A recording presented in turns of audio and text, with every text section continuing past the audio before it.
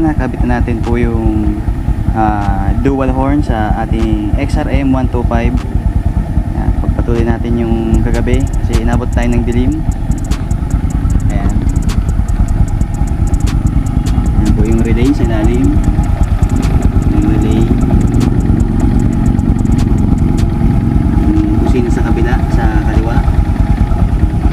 Tapos yung busina sa kanan niya. Yung isa dito ko kinabit sa may carburetor kasi wala tayong ibang malalagyan. No choice tayo sa yung malalagyan natin. Tapos ayan, sound check natin. Sound check.